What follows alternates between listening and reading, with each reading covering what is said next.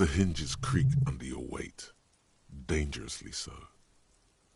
Nothing but the sound of seagulls high above in the sky, echoing like distant laughter. Ice cracks around the blue motor carriage in the sea.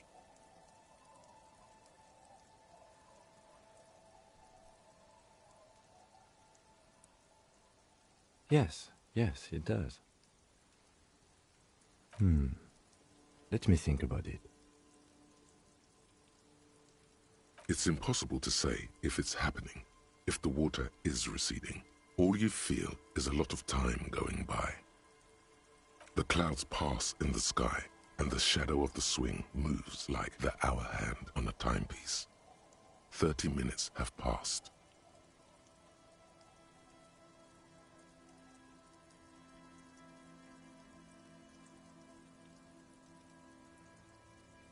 Looks like this might take a while. Time to present a good topic for discussion.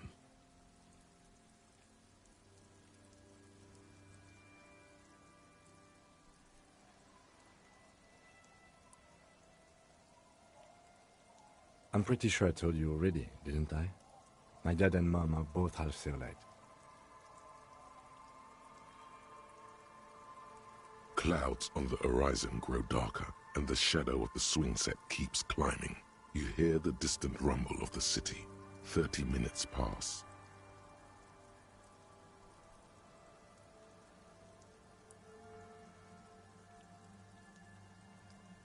Luckily, I am already a member of an independent organization, and therefore do not have to choose between a rock and a hard place. Your voice echoes on the water, strange and out of place in the environment. 30 more minutes pass.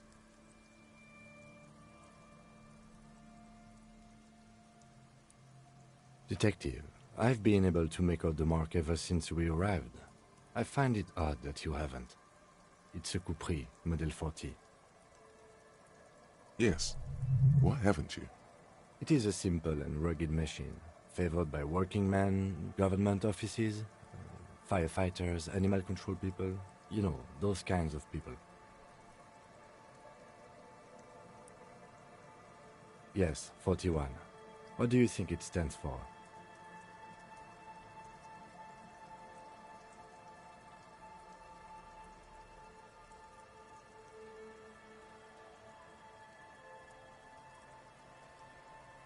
A precinct, yes.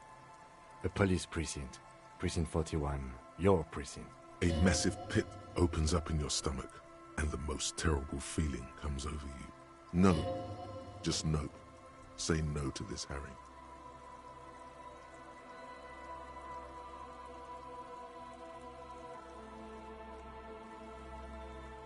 I'm afraid so, yes. It looks like you drove your police motor carriage into the sea after you jumped across the canal.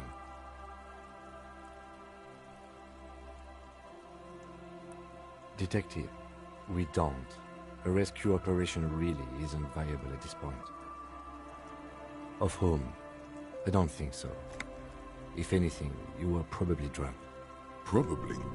Try definitely. That is very unlikely. All the electrics are toast. That goes for the electromagnetic steering and brake system. You'd be lucky to find one undamaged component in there. In a few months, there will be nothing but rust left of this vehicle. It'll be cheaper to buy a new... Well, not cheaper. This motor carriage costs 40,000 real. But in the long run, it still makes more sense to buy a new machine than try to refurbish this. Let's face it, this is a substantial loss to your district's budget. I mean, my station only has 4 other vehicles in addition to my kinema. I'm afraid it will have to be there like that for many years. Look at it. Parts of it might be salvageable, but overall, this machine is a write-off. People are more valuable than machines. Training a police officer is even more costly. The lieutenant adjusts his glasses and doesn't say anything.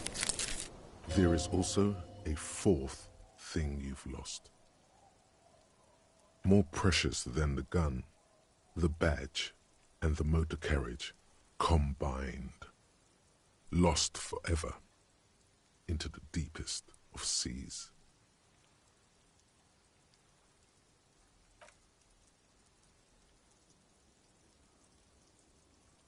Yes, let's go take a look.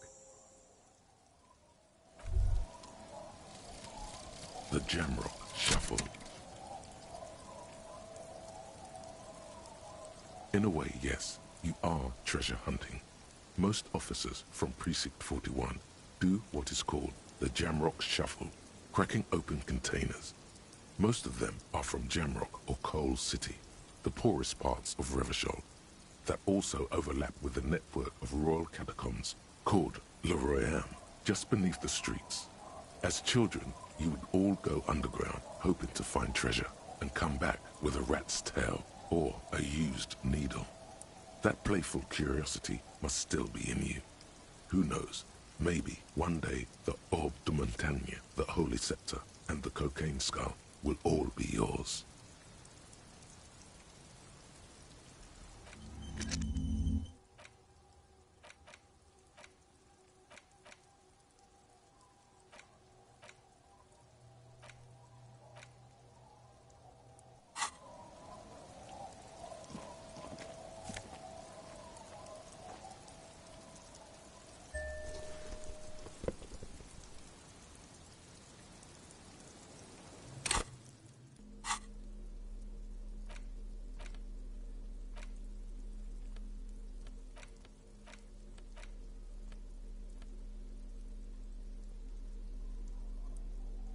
A police badge on which you see the photo of a man. You. Some seaweed is stuck to the back. At least something good came out of all this. Encased between two durable plastic sheets is a bluish card with lines of information and a watermark in the shape of the street grid of Revachol West. You see a photo, a name, a rank, a document number, the date of issue, and, in the lower right corner, your precinct. The man keeps winking at you with his green-grey eyes. The photo is old, no doubt about that. 8, maybe 10 years. The guy in the picture is rather good-looking. He's got a nice haircut and is distinctly lacking in massive sideburns. What do you think? His face is already contorted by the expression, although it looks less grotesque on him. It looks like you had quite the charming face way back then. Your hair is brown and slightly curly. Your eyes seem more clear somehow. The lack of alcohol swelling is a bonus, though there's a pinch of that in your cheeks already. Don't be fooled. The bad times have already begun. The badge in your hand shines as you rotate it, catching light. You see lines of information on it, and a shining watermark. Harrier, that's long for Harry. So you are Harry. Evrard was half right. Probably not a lot of people know your full name. Whoever told him you're Harry Dubois didn't. It's a wartime name, revolutionary. The kind mothers give their sons during troubled times, like Undying or Boxer or Ironhide. A name like armor.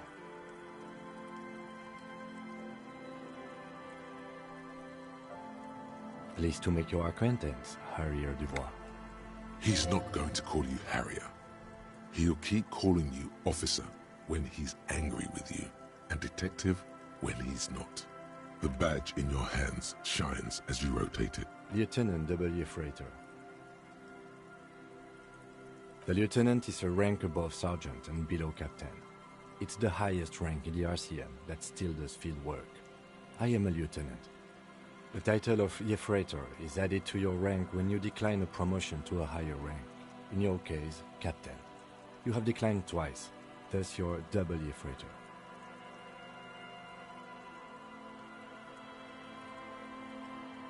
There are many reasons one would do this. The rank above you in your precinct's décomptage might be taken.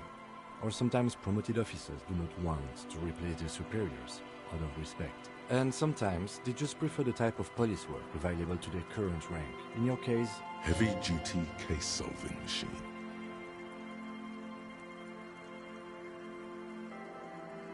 Décomptage is the hierarchical system employed by the Revachol citizens' militia. It means counting down to twos. The countdown is modeled after the dual leadership system employed by the left during the revolution, which, in turn, was developed by last century The lowest rank is junior officer, usually teenagers. Then there are the patrol officers, then sergeants, lieutenants, and then a captain. That's basically it, except for a few kings.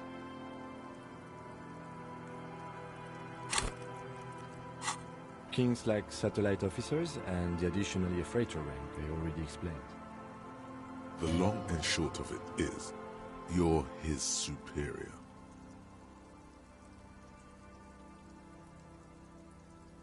No, I've been putting up with you because despite an unconventional approach, you are doing good police work. It matters more than driving your motor carriage into the sea. And now we've even found your badge. Still, he doesn't trust you completely. Yes, apparently you've had a rather successful career in the past, and this leads me to believe maybe your current situation is only temporary. Good. Such a small yet precious thing. That's just the serial number. Revachol, Jamrock, Precinct 41, with some numbers thrown in there for good measure. 4 months ago. I'm guessing that's when you were promoted to the rank of Lieutenant W. Freighter. A new badge usually comes with a new rank. You seem to have been... The case created a lot of edge you have to take off. The death march really... A lot can happen in 4 months, especially in winter. The winters are never easy on you. Of that you are... Yes, it's the designation of your precinct. 41, like mine says 57. The 57th is mostly industrial harbor. It's a tough station to work in. You have all of Jamrock to cover. That district should have 3 precincts, but money is what it is. It's no wonder you are like you are, he thinks. But then again, it's a legendary district, and a hell of a station too. It must be an honor and a curse to work with people like Price, McCoy, Berdiaeva. Roberts, Feuerbach, Dimitri. Suddenly, names from your decomptage flash in your forebrain. And you? Is it an honor to work with you? The badge in your hand shines as you rotate it.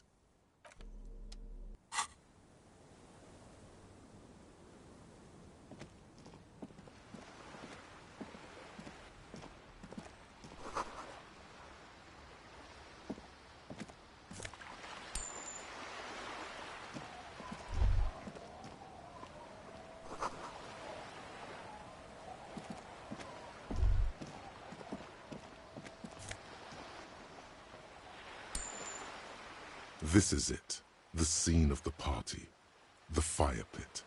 Cigarettes and empty bottles all evidence it.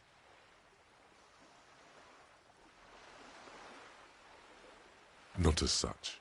I'm talking about what came after the party scene.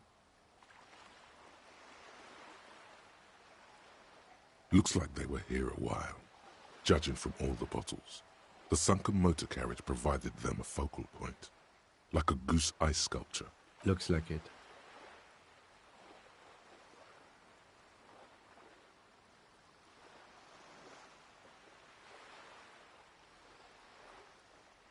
Hey, let's keep moving, detective.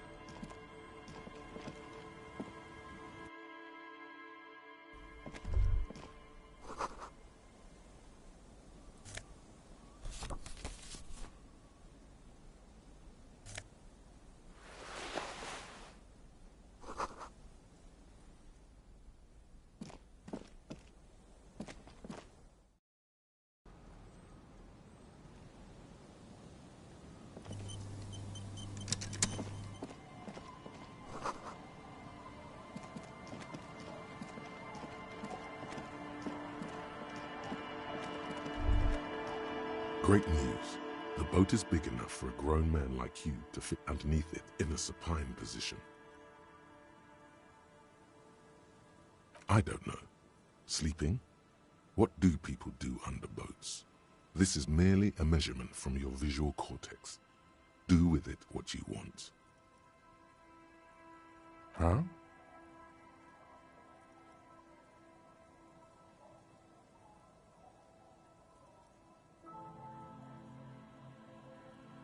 Sarcastic self-pity is not what we need at this. I understand the situation looks.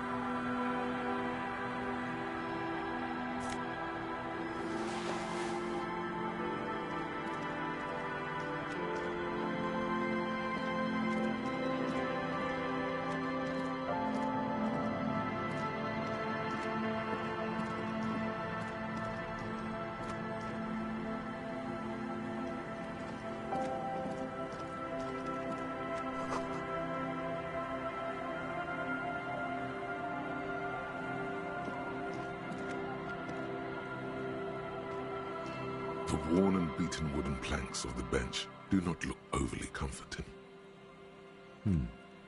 We can sit on benches after we've solved the murder. You can revisit the bench if you ever need to pass the time when Lieutenant gets...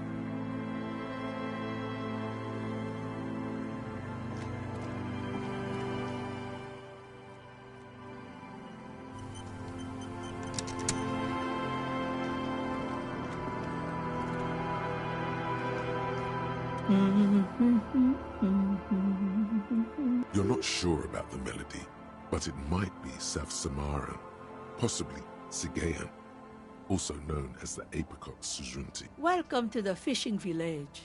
Please lean in closer. I have cataracts.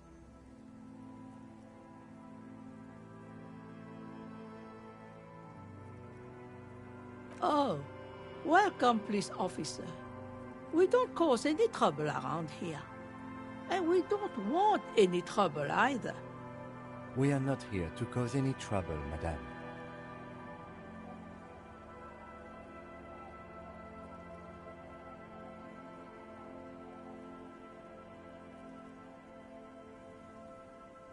Oh, of course.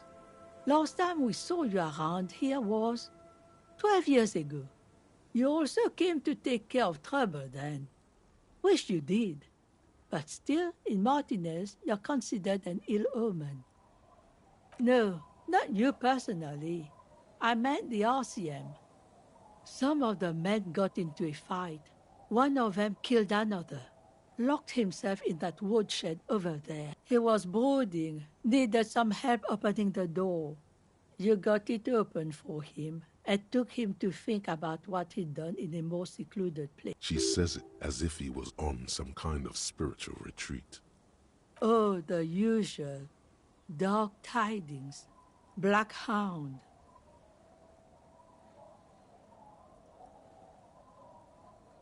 That's you, all right. A black hound licking your own heels. Maybe they are afraid, because you're an ill omen. But you're still welcome here, as long as men with guns aren't chasing you.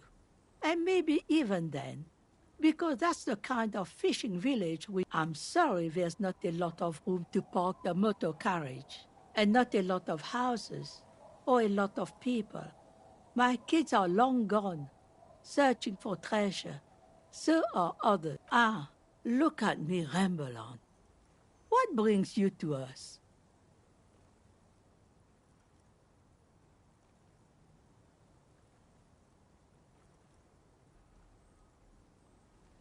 Stay? Most people here are trying to leave. That said, if lodgings is what you're looking for, I've got a free room in the shack. I won't charge you for it. Take it as a gesture of goodwill from the village to the RCM.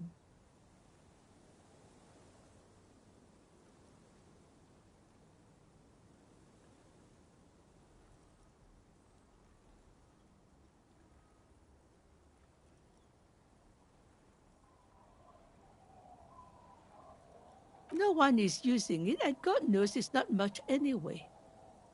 You can stay. Don't make an old woman regret opening her house to the place. Well, if you are not in the hostel in the morning, I'll know where to find you. Here, in a shack. Just us. It's barely a village anymore. We almost don't exist. This is pretty much a non-place. A gap, a blank spot on the map, just a cluster of nameless shacks on a nameless street. The place is so pornographically poor, it's not even funny.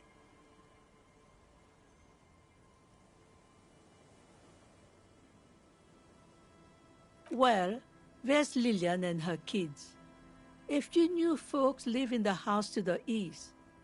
But they're away right now. And then there's the drunks. Not a pretty sight, but there's little we can do about it. Home is home, even for them. Sooner or later, you'll see for yourself. Don't have to look long to find these guys. The lack of wealth is the one thing we've got in abundance. Riddles. Fits with the general ambiance here. Aye. Sometimes it's as though I'm also gotten lost inside this nameless nothing. Oh, it seems to be a common theme these days. Isn't that what people always think when they are lost? Something I can do for you to find your way, officer? Over there, you can find more of the same. Shacks and trees growing wild. That's the pox. Between here and Jamrock, a dusty sea of old trees, all covered in industrial soot. Small houses under them, an overgrown park. An old military hospital and its surroundings. Or it used to be, during the time of the suzerain. After the war, it was turned into a goodwill hospital for shell-shock veterans and folks looking for some quiet in the old sanatorium gardens. Now the area is crisscrossed with nameless streets and makeshift cinderblock houses, shacks as far as the eye can see. The goodwill ran out. The staff left and the place was shut down. It's long gone by now.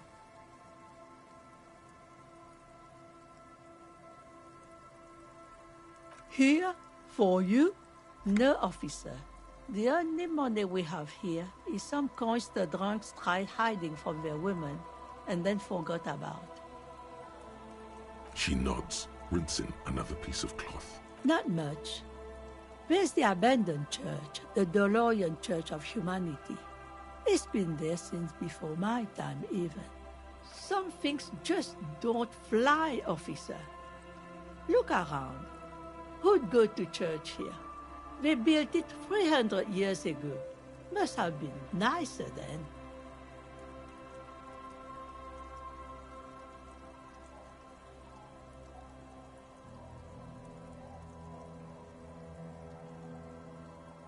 So, they don't hold services there anymore? The Ecclesiastes? No, we've tried, but things just keep happening. Crime, accidents, other things. The place never stays open. It's a pity. Before you get to the church, there's some ruins, an apartment complex, or some kind of electrical plant. Run-down bunch of houses, empty. I don't know exactly. A pre-war place. It used to be something. Before the war. I wasn't here then, you know. Was born in Samara. Of note, the old fish market up on the boardwalk. But it's closed.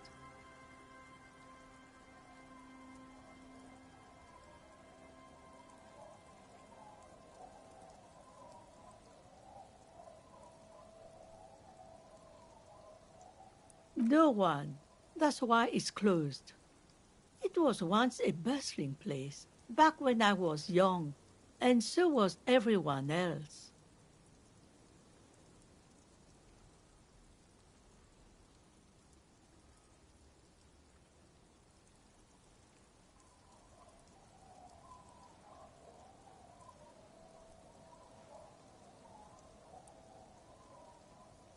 Now, what catch we do bring in goes straight into a lorry for the Delta or somewhere else.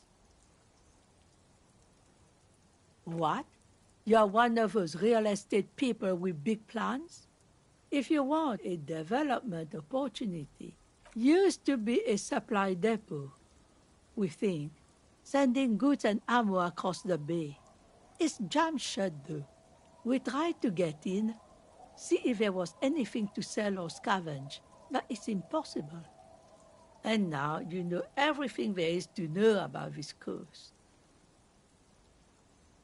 Me? No one. Just an old washerwoman. Mother called me Isabel, if that's what you're asking. And my married name is Say. Now it's your turn, Mr. Quite a handle you got there. So many titles. One of them double.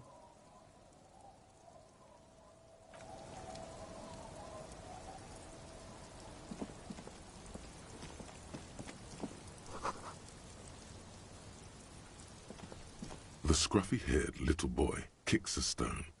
He can't be more than 5 years. The other one looks indistinguishable from him. He watches his brother kick the stone with his tongue lolling out of his mouth. The kids don't reply. Absorbed. The kids don't reply. Absorbed in their little game. The stone-kicking one becomes frantic all of a sudden, as if that's something to be scared of. The obvious fact that you just stated. He looks just like me. The boy doesn't answer. His brother throws another rock. Both of their hair is covered in some kind of dirt.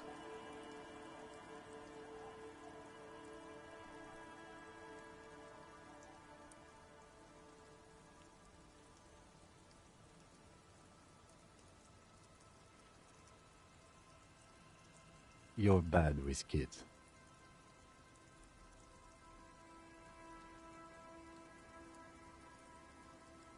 Don't worry, everyone is. How about we do some police work now? We're not getting anything here. The stone... He looks just like me. The boy... You're bad with kids. Maybe I am. Now, how about some actual police work?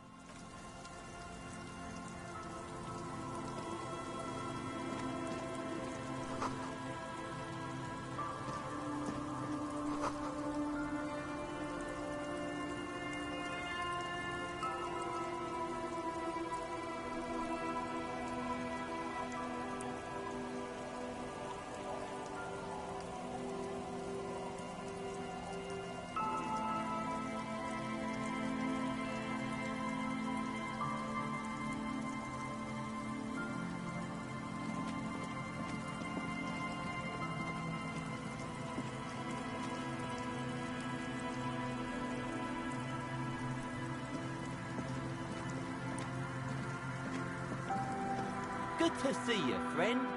Do I have deals set up for you, buddy boy? So what do you want? I've got smokes. They're cheap. Very cheap. I've got Pilsner. Great deal. You won't get a better deal on that piss. Spirits I can let go for 300 real. I also have speed. And by speed, I mean amphetamine.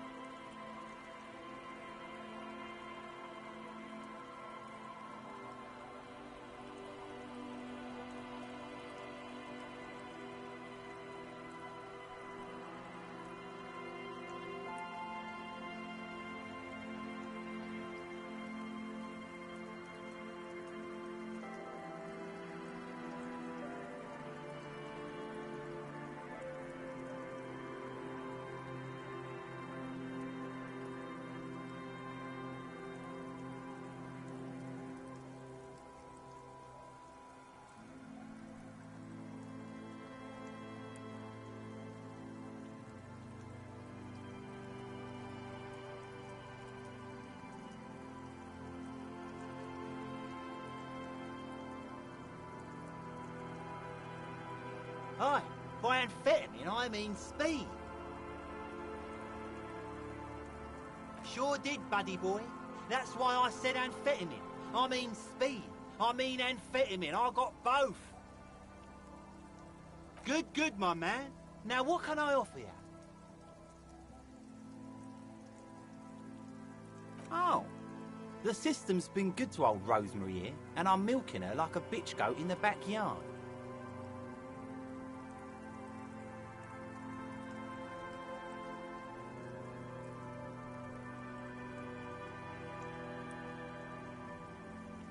You see, friend, man makes his own luck, and I made mine real good.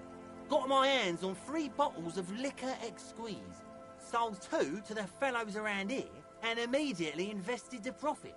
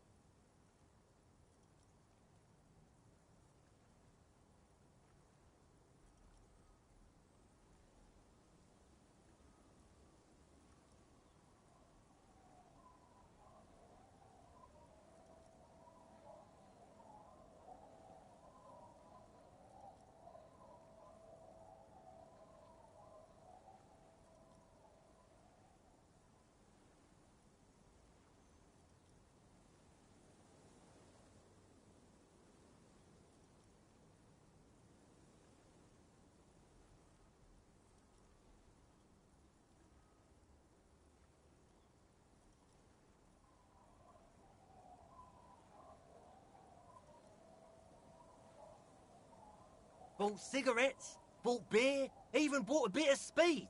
And look at me now. I've got everyone on my hook. The hook?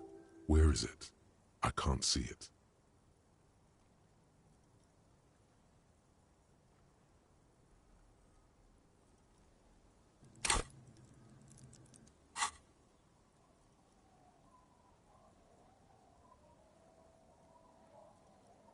permit? Who gives a shit? You want to buy something? Grease the wheels, buddy boy. See, friend, it's real valuable. Worth every real, if you catch my drift. Got it from a bit of a business venture.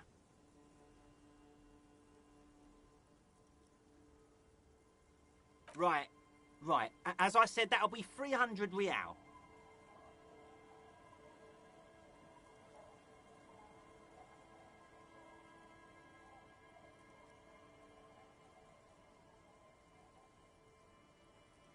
In the civilized world, it's a custom to tip the shopkeep, friend. But come back anyway.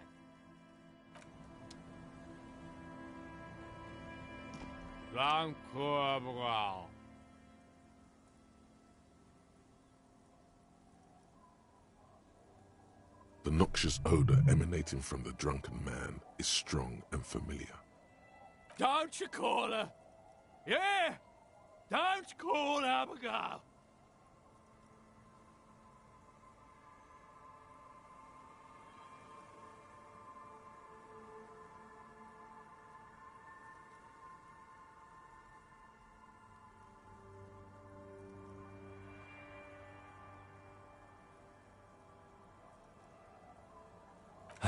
You really don't have to. Besides, he won't understand. Abigail. Oh, Abigail. Abigail. Don't. Never thought you'd see such a thing in your life. But Don't call Abigail! the man hiccups, then mumbles something unintelligible. He snorts and beckons you to lean in closer.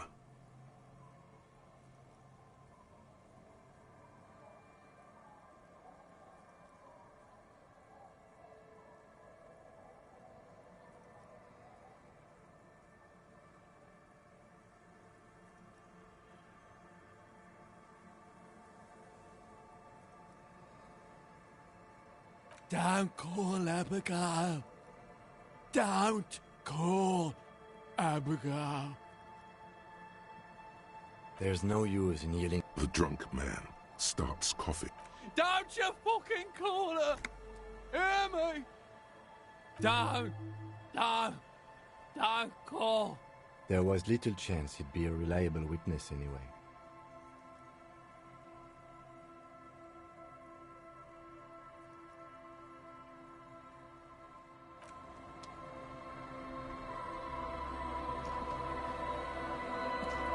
Hey, tequila!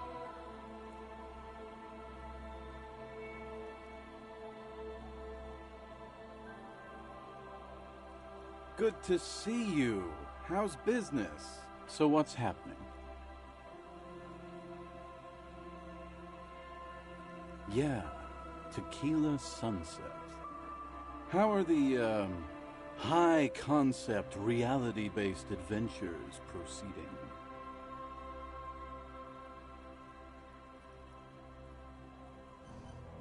Good.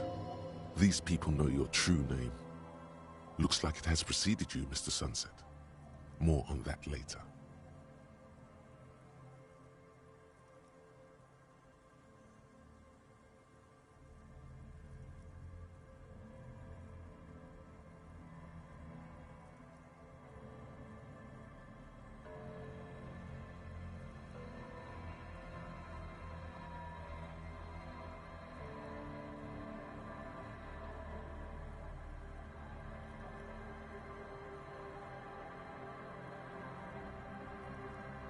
That's the spirit. I used to shape reality into my image, long time ago. Those days are over now. Sadly, things aren't going that well in Idiot Doom Spiral Land. Haven't found those keys yet, haven't won that great piece of ass back. No word from my business buddies. Idiot Doom Spiral, huh? This is bound to be a good, high-concept conversation. At last.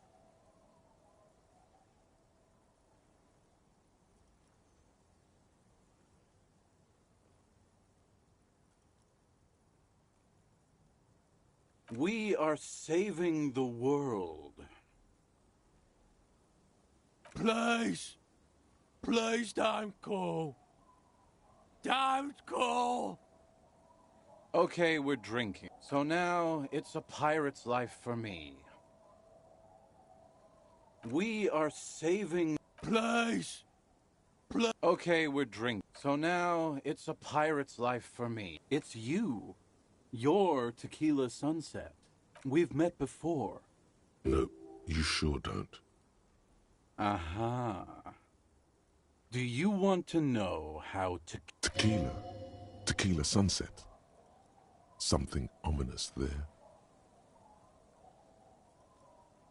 You think you feel bad now? Wait till you've heard the story. No. You need the wisdom. Suit yourself, Mr. Sun. You too.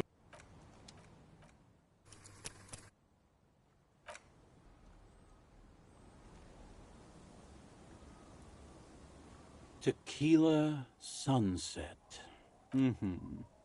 Let me Hey, let's not jump ahead of ourselves. This is your story. Stop interrupting. You got here on Friday to solve a case, hoping to be the early bird who gets the worm. And by the worm, I mean the buzz. Because as far as I know, all you did was get piss drunk. Word on the street is you went around the local hostel telling people that you're a police officer, and that it would be really fucked up if you shot yourself in the head right in front of them. That's pretty high concept. It is. Oh yeah, that's totally your style. The lieutenant's brow is furrowed. He's listening as casually as he can. It was a late Saturday night when we, the Union of Moribund Alcoholics, were getting our drink on. Nothing remarkable about this. We get our drink on 24/7. Makes everything warm and glowy. I trust you know the feeling. One moment we hear the sound of a motor carriage revving up somewhere on the plaza, followed by a series of dings and bangs. Do you remember the sound of wood cracking? The billboard? Naturally, loud noises pique the interest of anybody owning a pair of ears. That's just the reality we're in. Anyway, there was a brief silence, a gasp of silence, if you will, followed by a real commotion. We heard the carriage careening towards the coast at top speed. Sounded like someone jumped the canal. We grabbed our brewskis and rushed to the jetty. Never underestimate the speed of an alcoholic. What we saw was a sight to behold. A beat-up police carriage containing you. Right there on the beach, you revved the engine and screamed at the top of your lungs, "The time hath come!" So, naturally, being the curious cat I am, I asked what time hath come. To which you, "The time hath come for Tequila Sunset, the end of all things." Your reality contracted. You jammed the pedal, plowed right off the jetty, and through the ice. Your hands cramp on the steering levers. We ran towards the ice, whilst you crawled your way out, miraculously unhurt, covered in seaweed and shit, like some kind of sea monster. When we finally got there, you were sitting on the beach crying. You said that your badge and uniform were in the car. It was too late to get in there, though. The carriage had sunk too deep. Recognizing a brother in need, we offered our condolences and invited you to party with us, which you naturally agreed to. We asked about the whole Tequila Sunset thing, and you told us it was your name now and insisted that we all call you that from then on.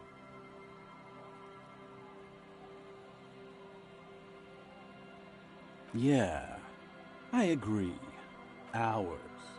It was an all-night drink-a-thon. Then, at some point, I think it was Sunday morning, you got belligerent and wanted to talk about Revacholian women. How they're beautiful and also whores and so on. How one of them fucked you real bad. After a short while, you crossed the event horizon, looked sullen, got up, and left without saying... Wow, that's quite a story. Yeah, I bet Tequila's a fucking legend around the precinct. You must be proud to work. If you only knew. You were pretty vague about it, but you kept saying you got fucked real hard, and that we've all been fucked too. Please, don't open that door. No one's fucked me. I do the fucking around here.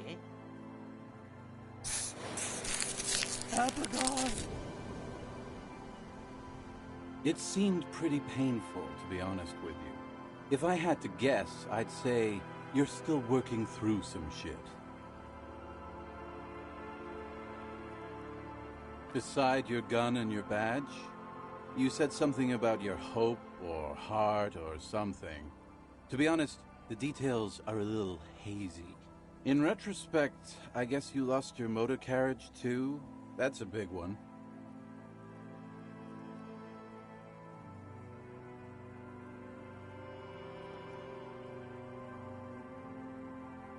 You told us that they were a bunch of fucking losers whose main interest was cramping your style.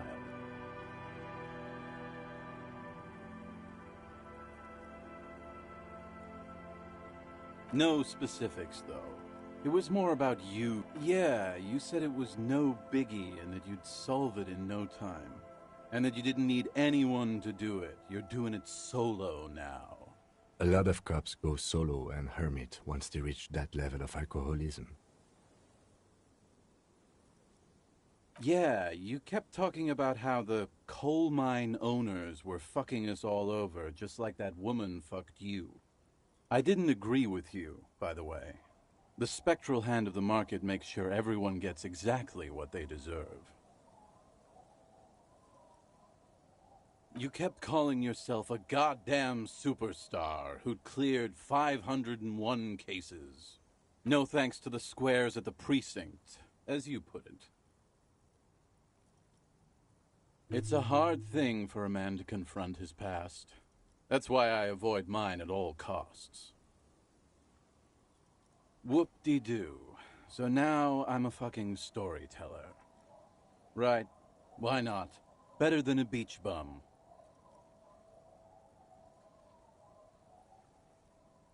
It depends, really. Are you willing to help me out? The gleam in his eyes and the slouch in his posture is so incredible. Booze! Did you already forget our party?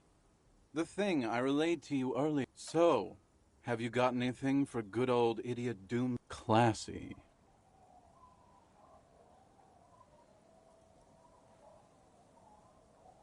Hey, Spiral Boy, you gonna share that?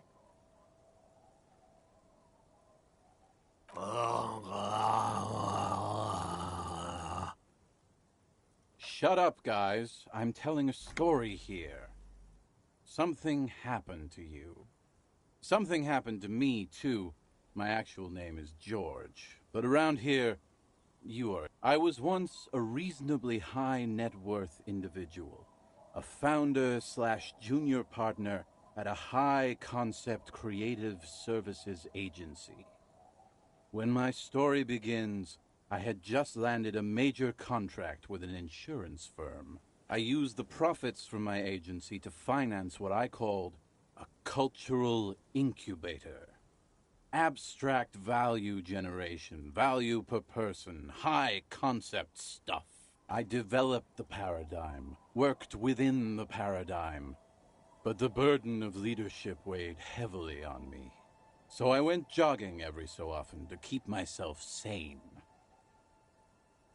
22 full-time employees, an all-star team, a potentially historical set of individuals. Worrying about them often kept me up well into the morning hours. It did. With my trusty Sansarique tracksuit, I felt like I could conquer the world. But now dreams are worn thin, much like my tracksuit. One day I left on my evening run. As you may know, it's impossible to clear your head when you're distracted by the sound of keys jangling in your pockets. His eyes are clouded. His eyes are your eyes. So I removed the keyring and put the keys for the front gate and the apartment into different pockets to stop the jangling, you see? At least, I was halfway done with my usual lap when it started to rain. The reality situation became very wet. Very wet, okay? It was raining really hard. I made my way back home and discovered that I didn't have the key to the front gate. I'd mixed it up with the key to the letterbox, which was useless. Naturally, the situation required me to climb over the gate, which I did. There was no climbing down because I slipped and landed on my ass. Ouch, indeed. Reality was looking rather grim just then. Me lying on my ass in a mud pit in the middle of a heavy shower. But when life knocked me down, I always got up. So I made my way across the yard. Standing in front of my apartment door, fumbling with my pockets, I realized that I'd also forgotten my apartment key. I wish I were, Tequila. I wish I were. Instead of my apartment key, I'd taken the key to the office. I rang my neighbors' buzzers. It was late, and most of them didn't even answer.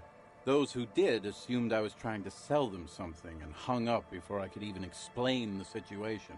People are naturally wary of ad men, you see. One moment someone chats you up, 5 minutes later you've bought a box of edible lingerie and a strap-on. I don't begrudge them, especially since I was known to be one of the best. Just then, I experienced a moment of clarity. I still had the key to my office. I could wait out the storm there. But when I reached my office, I remembered that I'd asked one of my producers to change the locks that day. And since I hired only the best, he'd already done it, and I couldn't get in. Anyway, long story short, life spiraled out of control. I haven't gotten into my apartment for years, and my girlfriend left me because she didn't want to date a homeless man. The company, well, you see where I'm going with it. So, now you've heard my tragic tale. What do you think? Like nothing you've ever heard, huh? Tequila, I've thought about this series of events for a long time. If there was anything else to it, I would have thought of it by now. Why didn't you go to the authorities? Well, at one point they came to me, but, you know, I didn't have any ID on me. So they tossed me in jail. I can't say it increased my faith in the RCM. No offense, gentlemen.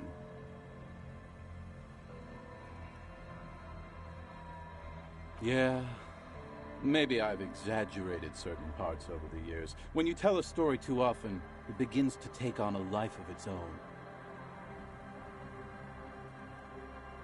But what matters is that it's true to my subjective experience. Anyway, that was all the story one bottle gets you. Truly, he has the soul of an artist. Good fucking question, Tequila.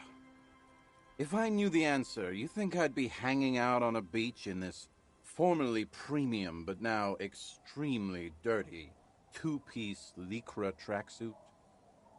I used to own my reality situation. My business buddies and I had our own creative services agency. I had a nice apartment, an even nicer piece of ass. But somehow now I can't hang on to anything. Just last week I stole this nice new jacket, but then I lost it too. The only things I haven't lost are these two drunks. My agency, man. The Boom Boom Room. Our concept was combining high art with the lowest forms of marketing. The color red, breasts, and oil painting. I convinced my partners to reinvest some of our profits in an even more high-concept cultural incubator called Thin Air. The artists were happy, the clients were happy. I was financing a group of poets in East Revachol who were developing a new universal poetic language. But then... Sounds intriguing. What say you, Art Cop?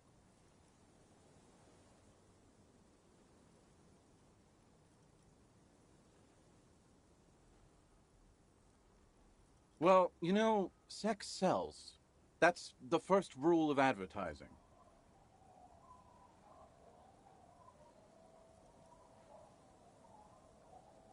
Maybe you're right. Who knows? Maybe we were behind the curve? We were fucking rich. What?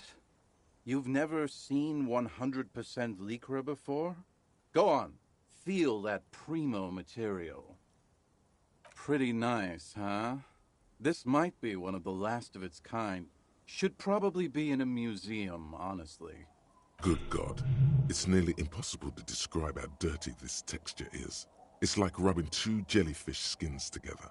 You feel about 15% less human for having touched it. Randomized trials have also found Lycra, TM, to be associated with a number of exotic, highly malignant cancers. So you also have that to look forward to. And then there's the smell. But you don't even want to think about. Wow, you're lucky. He never lets me feel it. That's because your paws are fucking filthy, Rosie. We're right next to the bay. You could wash them any time. My fellow members of the Union of Moribund Alcoholics? They're exactly what they look like. Hey, tequila! You want to buy some speed?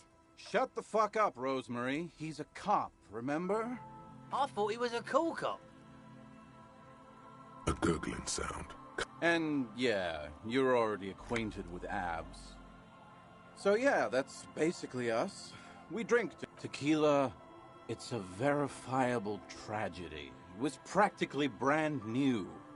Sure, it didn't really go with my Lycra threads, but it did itch a lot less. Say, you're a detective, right? Maybe you can help old Doom Spiral out. Solve the case of the missing jacket. What do you say, tequila? Yeah, exactly. If I knew where I lost it, don't you think I'd have it? Somewhere north of here, that's for sure. You could ask. I'm all ears, tequila. I do. But as you can see, my fuel tank is running quite low. If you catch my drift. Cottonmouth is keeping my tongue imprisoned. What's in a name? Hey, Spiral Boy, you gonna share that? Shut up, guys. I'm telling a story. I was once a reasonably high net worth individual. So you don't want to just hear the same story again? Okay.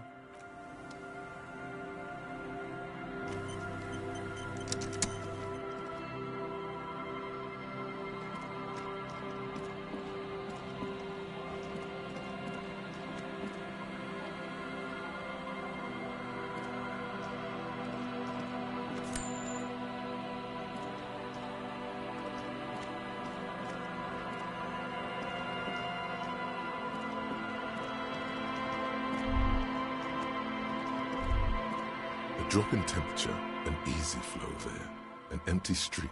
Before you, a thoroughfare, unchemically sweetened. Across the road, a forgotten bus stop. Corrosion has opened a hole in its roof. An elm tree watches over the building. Its branches are dripping with rain and snow. The road is smooth and motley.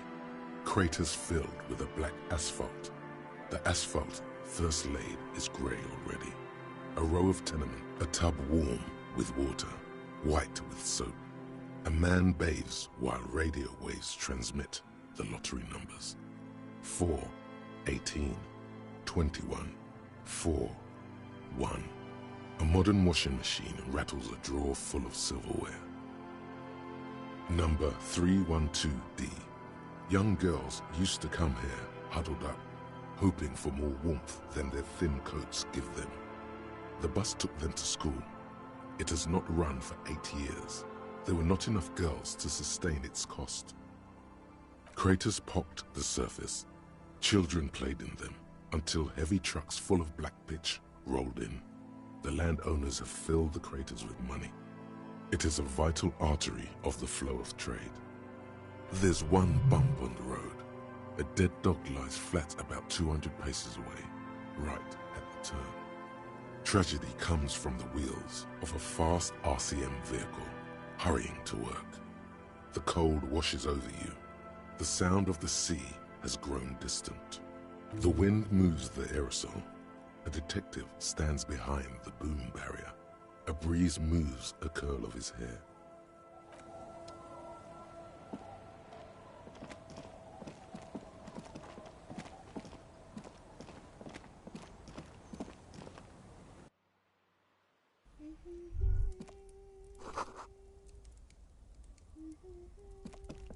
Hello, mister.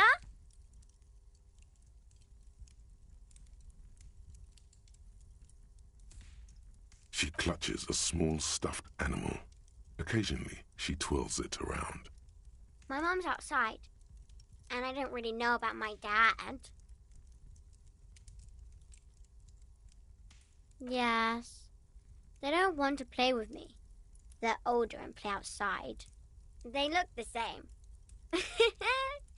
Sometimes I can't tell them apart.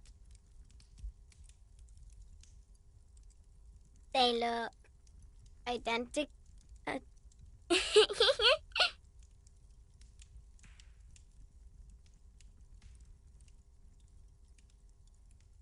It's a grouse.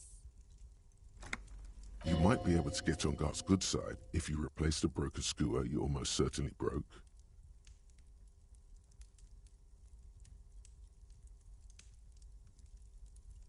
I don't know. Sure, just go and get it.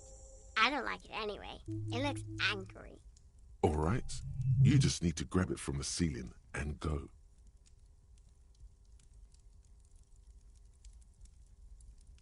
It's Lammy. He's my friend. So... Lambie is a stuffed lamb that, admittedly, has seen better days. One of the eye buttons is missing, and the fur is tattered in several parts. Yes, Lammy has lived a long life. Lammy was a...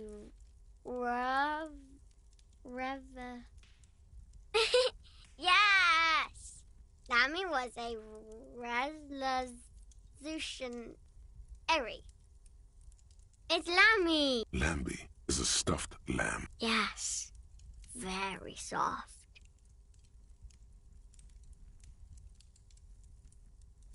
Isn't he soft?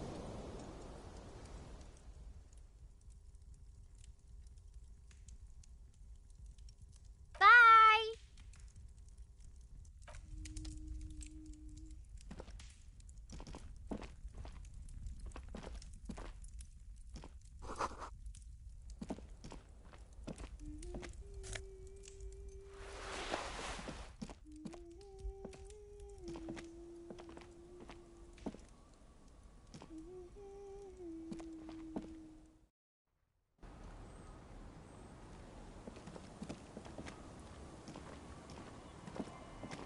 The scruffy-haired little boy kicks a stone while the other watches him do it. Yes. Yes.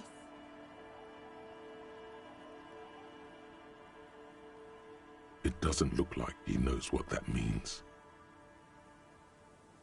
The kids don't reply. The kids don't reply.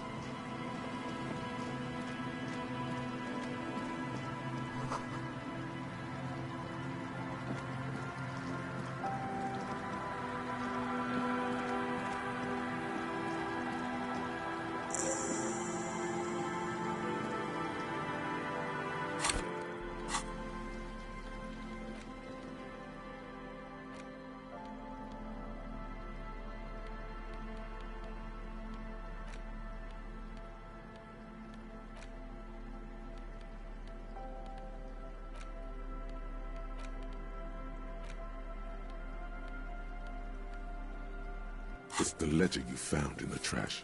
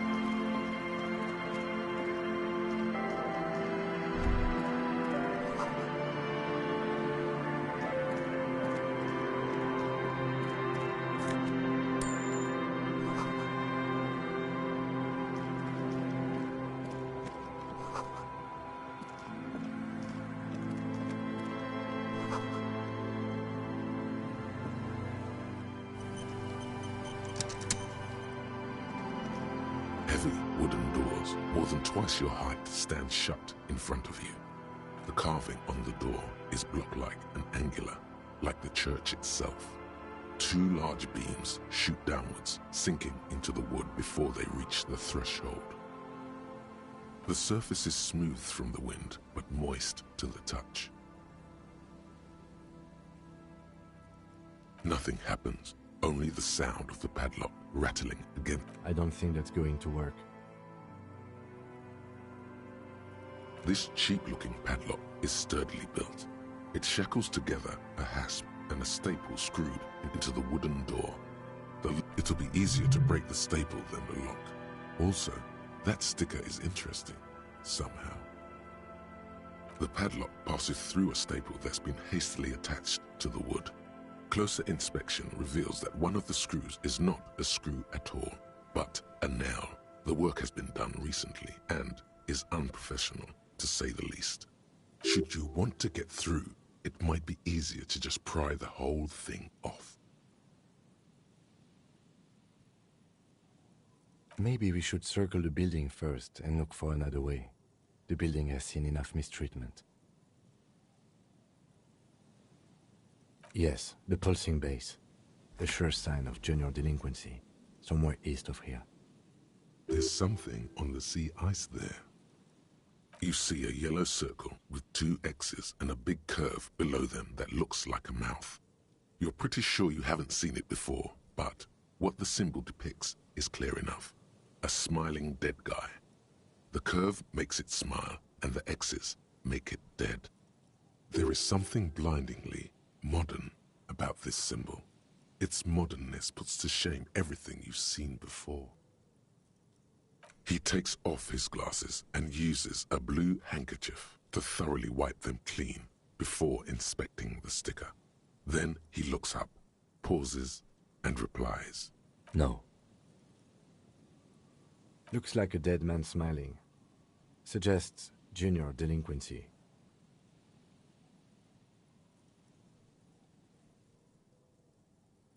I haven't seen that sticker before, and I'm not a youth.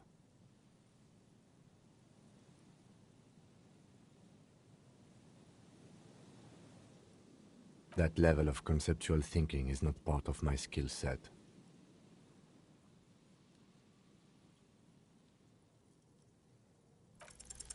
There's nothing like the sound of a sticker unpeeling. Now it's stuck to your thumb.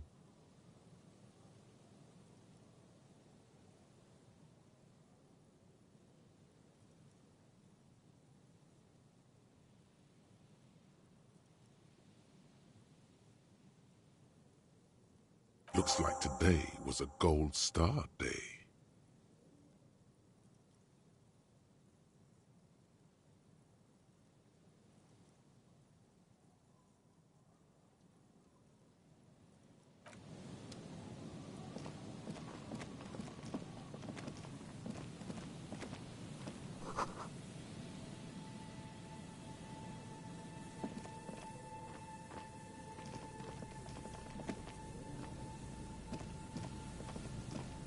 A metal payphone under a yellow plastic dome. You could use it to call someone, unless you're out of change.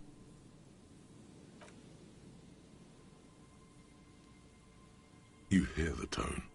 The machine is inoperable.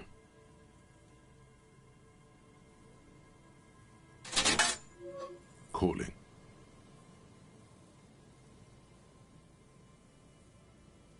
Still calling. This feels wrong. Should you be doing this? End of tone. Someone picks up. Pierre? Is that you, Pierre?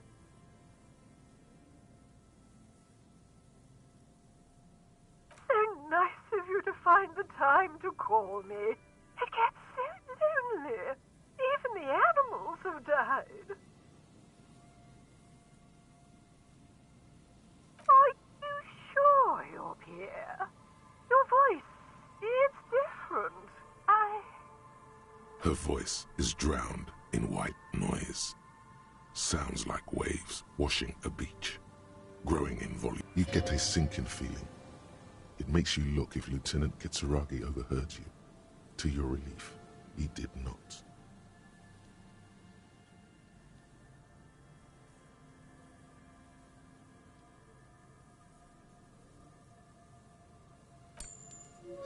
Calling. Still call again? Seriously?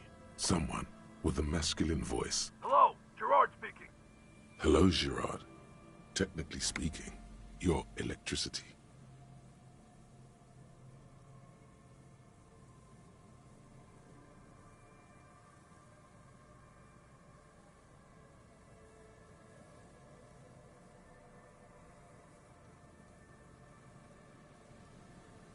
No, but I got a feeling I'll kick your ass is gonna make an appearance if you ever call this number again.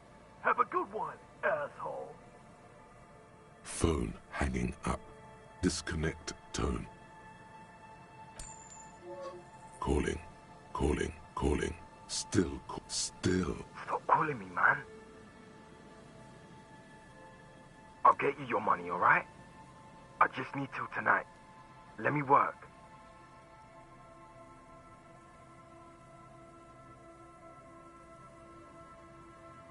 Tethys. Hey! You're not Tethys. Screw you, and don't ever call here again. You're fucking with some serious people. Disconnect tone.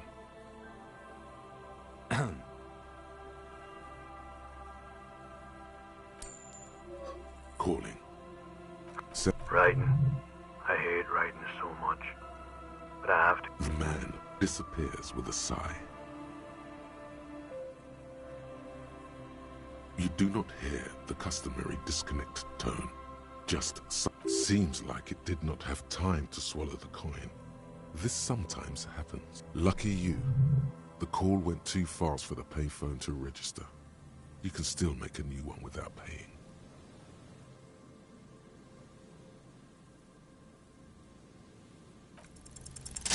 You close your eyes and put your index finger on the rotary dial, then pull down on the number, then move one up, and repeat the motion twice.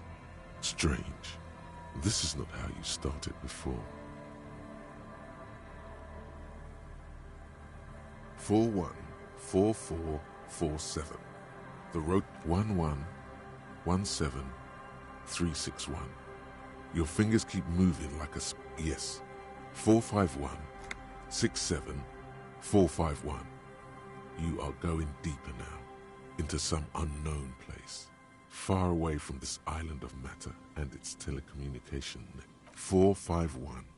You have dialed God knows how many numbers. The headset has been waiting silently to relay a signal. Surely nothing can come of this. An ultra-long distance call. Your ear fills with a crackle, the wash of a strange ocean full of white noise. A little bird starts ringing in there, not like the local calling tone before. No, a small ring in a cage of distortion, far away. A distant network of phones. Calling. Calling in the night. Calling still. ringing by the bedside of a dark but capacious apartment with long windows. You know this to be true. The handset starts slipping from your sweaty palm. Your breathing is heavy.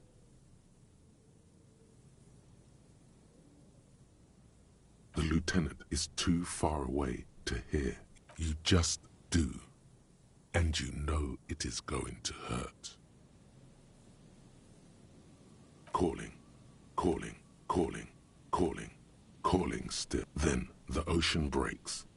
Out of the depths, a woman's voice emerges. Hello?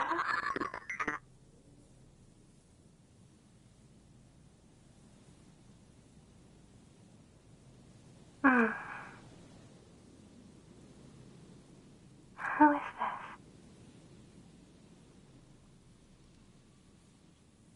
No. It's you, isn't it? It's you. Dora, who is this? The connection is bad. Dora. The name feels like a gift. A gift that was meant for you. To make it possible to live and fight. In the distorted distance, you hear someone turning next to her. No answer. You're not sure, but you think you hear a man's voice in the background. It's covered in pain and white noise. What?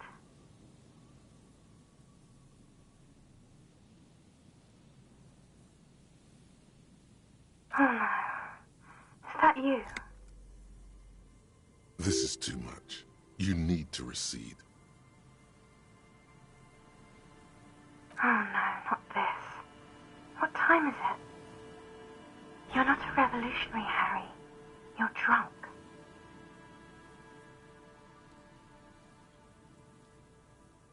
Oh, God. Do you know what time it is? It's so late here. It's 4 o'clock, Harry. I need to wake up in 2 hours.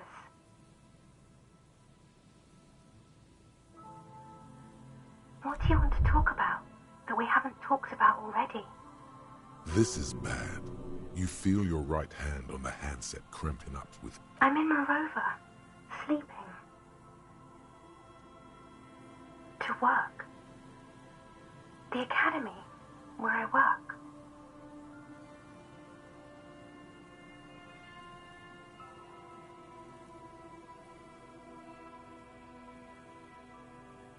No response, only a sigh. The connection crackles like burning paper. Yes.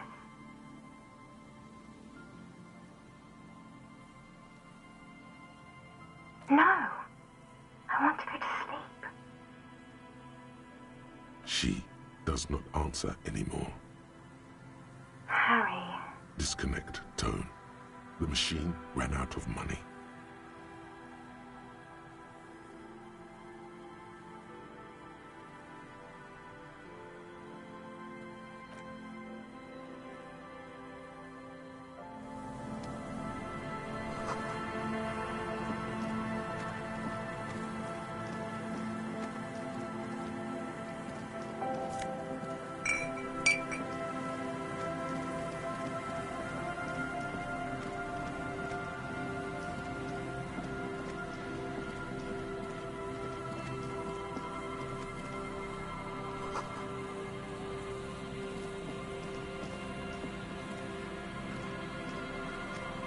And Mikhail noticed the windows, especially with how there are no windows on the south side. This was to deal with.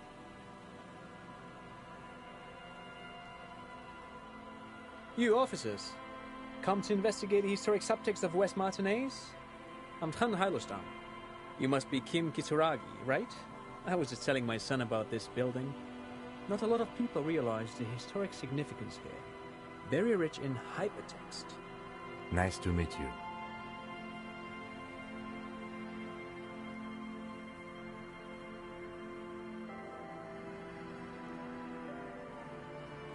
No, I can't say that we've met before, but I've heard of Kim, of course. Mikhail, say hi to the officers. Mikhail's a little tired today. We spent all night trying to run Orbis on his radio computer. Have you heard of it? It's a programming language used in Grad. Quite tricky, but he wanted to play this Grad-made adventure program. We've been getting really into Worms lately. But I assume you're not here for giant worms when there are so many real things to see. Just as I was telling Mikhail before, this is where the Coalition landed in '08. We could be standing on what is the most interesting landmark in Revachol West. This man is your half-brother. You feel it. Wow, get a load of this guy. He really enjoys his trivia. The Orbis programming language was named after its inventor, Victor Orbis, a cybernetician from Grad. They run Vox in the Occidental countries.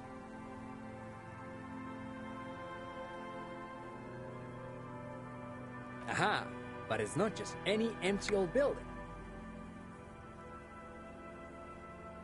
What not a lot of people know is, this used to be the R&D department of Felt Electrical.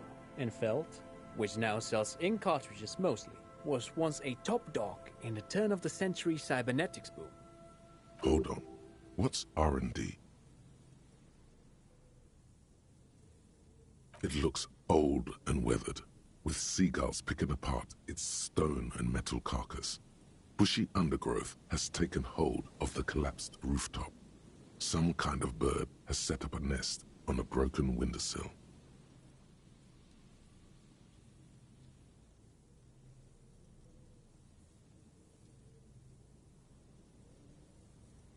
Apologies, it's an acronym for research and development. They don't use it anymore. You're probably more familiar with RTD, Research and Technological Development. Mea culpa. You are not familiar with that one either. This man is a bookhead. That's not surprising. Only a vestigial ink cartridge and ferrotape manufacturer remains. They started out as a midway electronics outfit in Königstein 2 centuries ago. After an aggressive move to Revachol, Feld became a global player in the emerging personal electronics market of the pre-revolutionary era. Still, Tricentennial was beating them in business machines. But Feld had an ace up their sleeve, or should I say they were developing an ace up their sleeve. I'm mixing my metaphors here.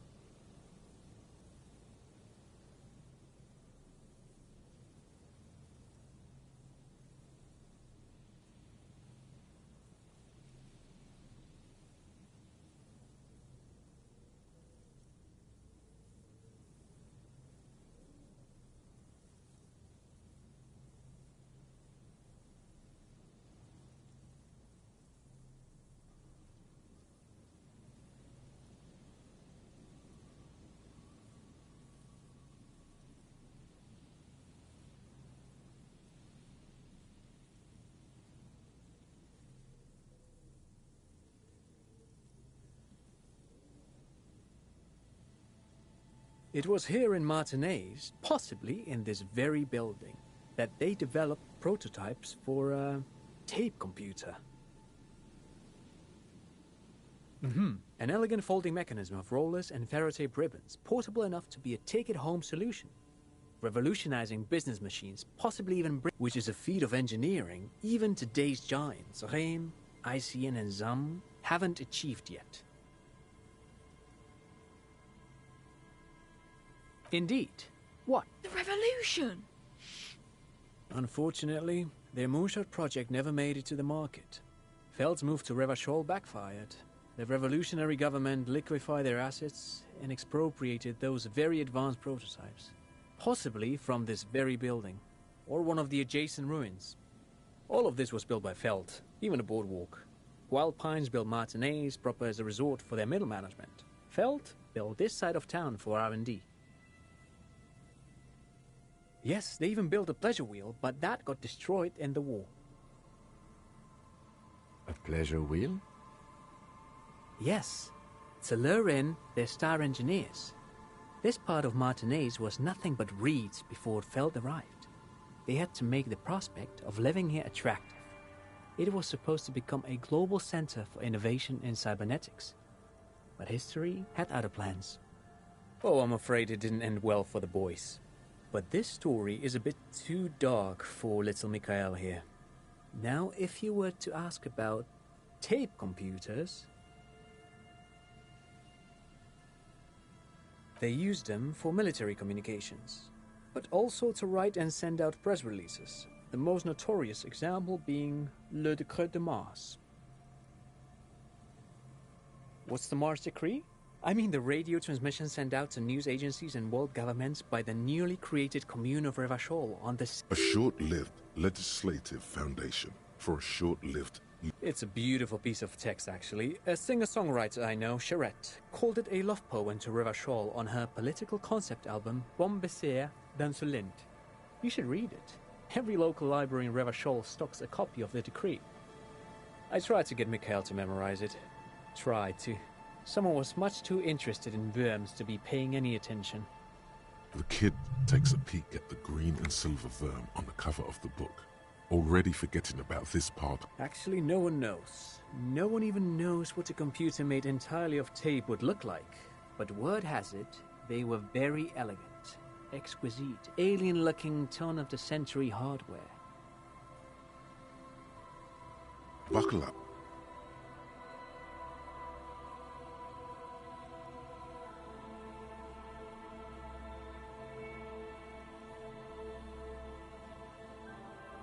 Ten years ago, I did a little freelancing, I guess you could say. I was a special consultant for an exhibition at the Humpty Dumpty Dum Center in Vredefort, Oranje. It raised the same questions, and we had lengthy discussions with Paul Ockerman, who was head curator at the time. This was before the twins Keith and Guy Juice joined the team, trying to...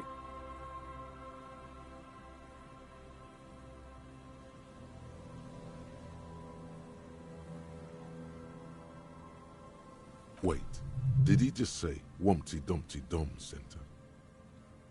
He did it. He said Humpty Dumpty Dum Center, like it's the most natural thing. What the hell is a Humpty Dumpty Dum Center? And who the hell are Keith? The Humpty Dumpty Dum Center for Contemporary Art. The exhibition itself drew on Lagerman's notion of memory, and so there were some parallels. That's why the head curator, Paul Ockerman, chose to... Actually, I think there is. No, it's too much. He's joking. In fact, I'm not. The Humpty Dumpty Dum Center is a place you can visit if you're ever in Vredefort and are ever in the market for an exhibition space / contemporary art research center. But perhaps I should return to the tape computers. As I was saying, the device itself... Made of black film and folding tape structures. Very, very cool. Though I understand the socio-economic causes of the revolution, it pains me to imagine the revolutionaries setting fire to this precious device. But so they did. The Feld playback experiment vanished into the fires of '07. Yes, the official name of the prototype. Some sources report it as the Feld playback experience, but those are incorrect. Who knows? Maybe it was an accident, or maybe they didn't want the technology to end up in the wrong hands. Either way, they're all gone now. All 3 versions of the prototype. Nothing but debris and ashes remain inside that building. But of course, what else? I do have some money, yes, but that's not what's really important here. He's not gonna give you money. What are you doing? Clearly you were just profiled. Oh no, I don't have it on me, officer. I was talking in more general terms. I'm just spending time with my kid here, showing him around the lesser-known... Not that he would have to worry about being robbed. He looks surprisingly buff. I do some Lo Mantang stick fighting now and then. Lo Mantang stick fighting is a form of martial arts originating from the island of Lo Mantang.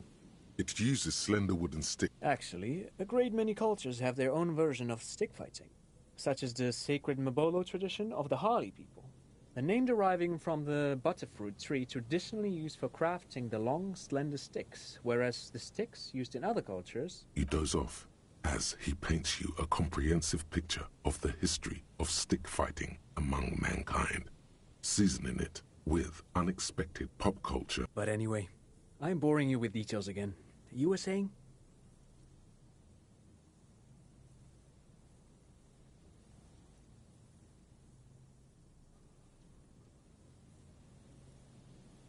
Lomantang stick fighting is a little like a Berolidin addiction. I've been practicing it for nearly 20 years now, so you could say that my doses have grown a little peculiar. Wait, what does this man know about Pyrrolidon addiction? You got me, Detective. But my history should hardly come as a surprise. Here's a former junkie. I can recognize when I see it. Dad's fighting with sticks every night after dinner for 4 hours. He has a special room for that, and a special costume.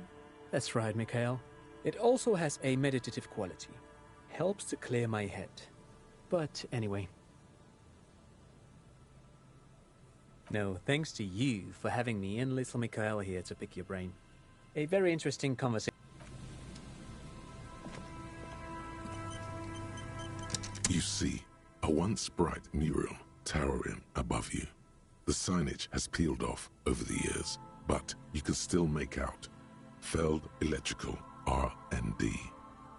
A slogan used to intertwine with the loops a long time ago. Looks like tomorrow never came.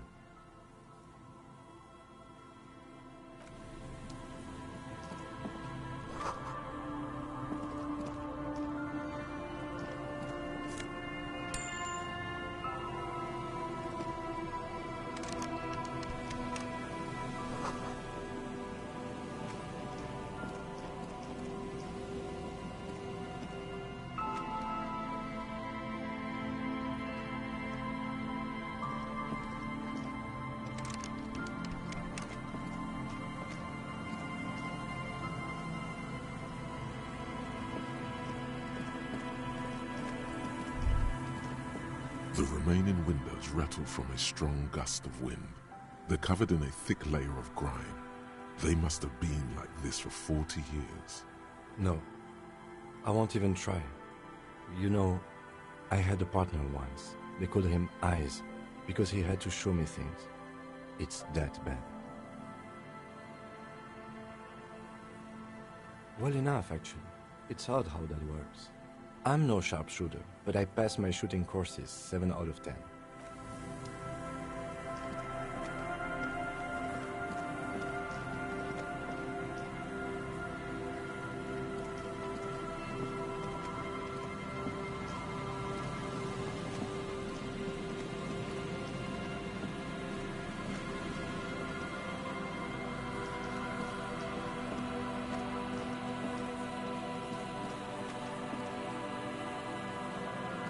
Someone has left an unidentifiable article of clothing on this railing. It smells really bad. The cloth, if you can still call it that, makes a soft crunching sound as you thrust your finger into it. It's streaked with dried seagull shit and tangled with pieces of seaweed. A dangling arm suggests that there might be a jacket beneath the crust of filth. Please tell me you're not taking that with you.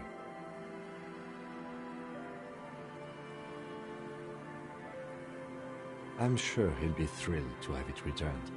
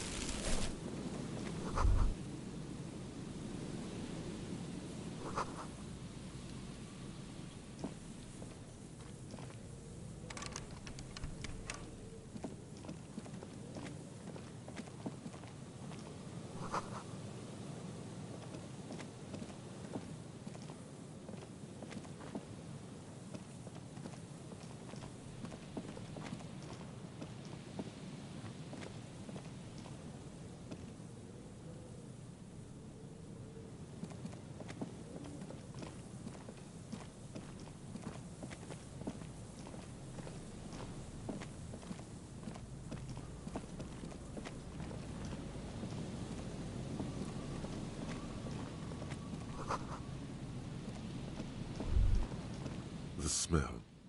It's awful and familiar. It doesn't help.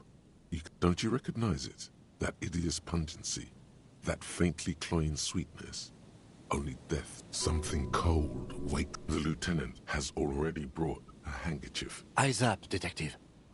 Something's not right here.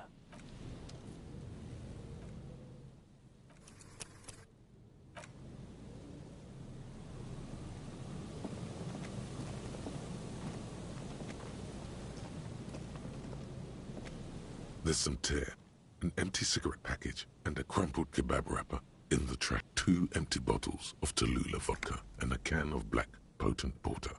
No, there's more in there. Livis strawberry liquor, plus some Pilsner bottles too. Better not pick them up. They seem unhygienic. A tragedy.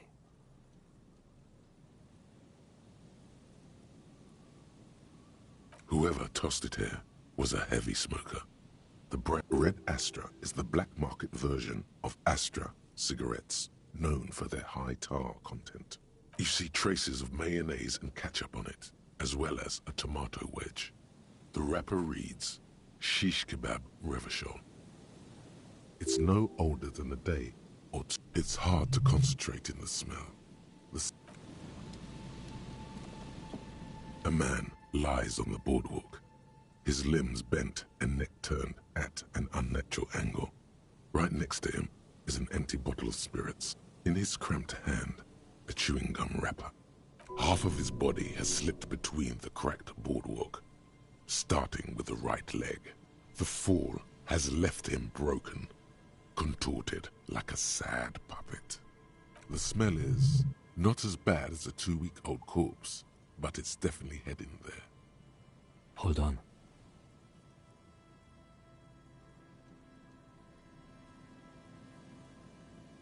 Lividity is faintly pronounced. Whoever this is has been dead for 2 days. No longer. We need to investigate. Another dead body. This is your job. Steel yourself. Calm now. Carefully. Just another day. Just another day.